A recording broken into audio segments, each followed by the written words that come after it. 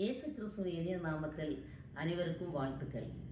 இன்றைய தியானத்திற்காக நான் தெரிந்து கொண்ட வேத பகுதி தூய யோவான் எழுதிய நற்செய்தி நூல் 21வது அதிகாரம் 15வது வசனம் முதல் 19வது வசனங்கள் அடங்கிய பகுதி.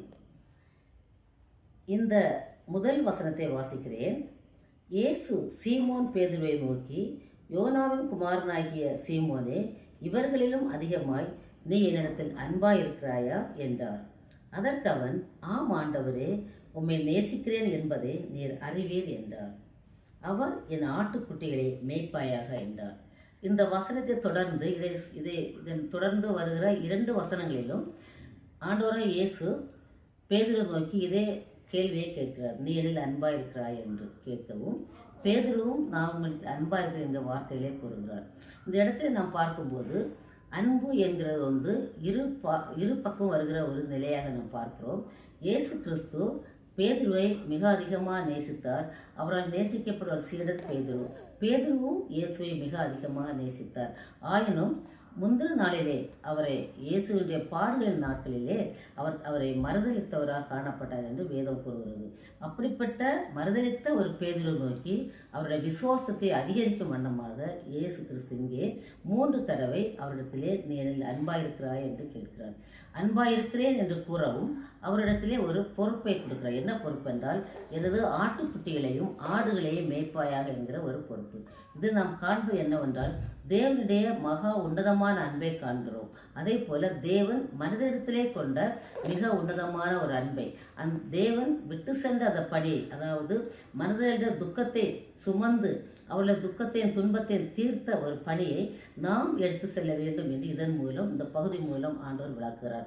பேதுருவை நோக்கி, துன்பப்பட்ட மக்களுக்கு நீர் ஆறுதலாகவும் கண்ணீர் துடைக்கிற மக்களுடைய கண்ணீரை துடைக்கிறவனாகவும் நீ இருக்க வேண்டும். மட்டுமல்லாமல் அவருடைய ஆத்மா மீட்பை குறித்து பாரம் உள்ளவனாக இருந்து ஒவ்வொருவரையும் தேவன் நேசிக்கிறபடியால், ஆண்டவர் நேசிக்கிறபடியே அவர்களை நேசித்து அவரோடு இணைத்து கொள்ள தகுதிப்படுத்த வேண்டும் என்கிற ஒரு கட்டளை இங்கே கூறுவார் என்று பார்க்கிறோம். 19வது வசனத்திலே ஆண்டவர் கூறும்போது அங்கே மேலும் ஒரு கட்டளை கூறுகிறார். என்னவென்றால், நீ என்னை பின்பற்றி வா என்று. அந்த பின்பற்றுதல் என்கிறது நிலை என்பது ஒரு கடினமான ஒரு பாதையாக இருக்கிறது. கடினம் என்று சொல்லும்போது ஆண்டவரை நேசித்து பின்பற்றுவது லகுவான பாதை கிடையாது.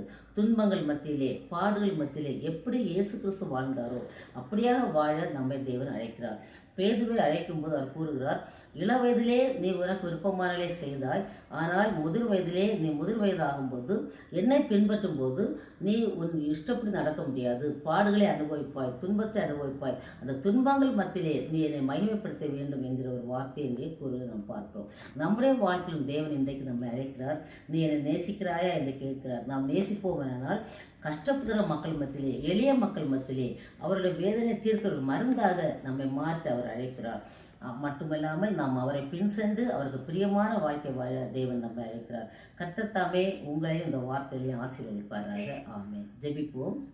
மகா பரிசுத்தமும் மட்டில்லாத இரக்கமும் கிருபை நிறைந்த எங்கள் பரலோகத்தின் பிதாவே, ஆண்டவரே, இந்த வார்த்தைகளுக்காக நாங்கள் உங்களுக்கு நன்றி செலுத்துகிறோம். இந்த தபசு காலங்களிலே நாங்கள் உண்மை அதிகமாக நேசிக்கவும் மற்ற மக்களுக்கு கரிசனையோடு நாங்கள் நடந்து கொள்ளவும் உண்மை பின்பற்றத்தக்கதான கிருபையில நீர் எங்களுக்கு அளிக்க வேண்டும் என்று இயேசு கிறிஸ்துவையா ஜெபிக்கிறேன் நல்ல பிதாவே. ஆமென். கர்த்தர் தாமே உங்கள் அனைவரையும் ஆசீர்வதிப்பாராக. ஆமென்.